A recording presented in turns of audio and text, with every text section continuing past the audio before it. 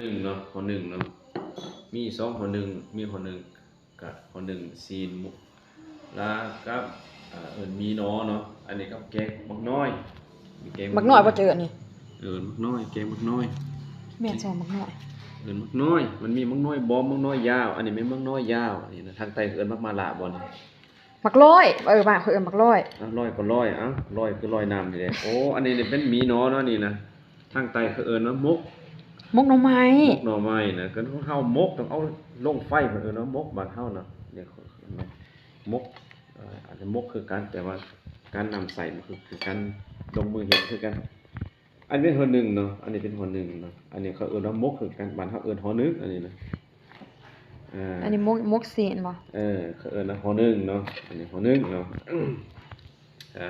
เกียมลงมือกินรายการมื้อนี้ก็ลอง ข้าวเหนียว ซิมว่าเป็นจังไดเนี่ยข้าวก็ ลองชิมดู ลองซีมึงมา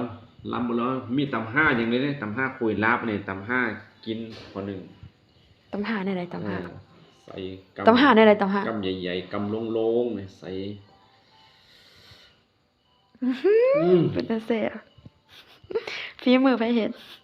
สุดซีมือพลาเมีย ท่านได้มีอาเฮ็ด ทายาแป้งเมนูสำหรับผัว กินคนเดียวให้อิ่มเต็มที่เด้อบำรุง ผมมันอยากกินหอนึงเลยครับ แม่น เนี่ยจัดให้อันนี้ก็เป็นมีน้อเนาะ อยากกินกระจาดให้กินเนาะก็เฮ็ดให้ มีน้อมี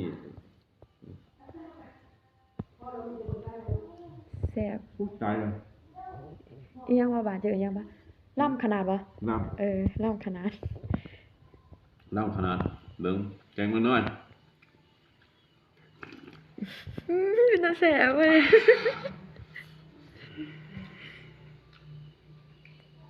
ถึกใจแน่นอนเนาะถึกใจคงกินอาหารแบบนี้ อันนี้แกงมันน้อย แซ่บมันบ่ กัน แซ่บว่าแซ่บตอนนี้กินแน่นอนเฮ็ดให้กินเนาะ เรียกรายการสิ่งที่ว่ามักไว้เนี่ยเนาะ แนวมากเลยเนาะ คำนึงนี่คำใหญ่ๆเลยใหญ่เลย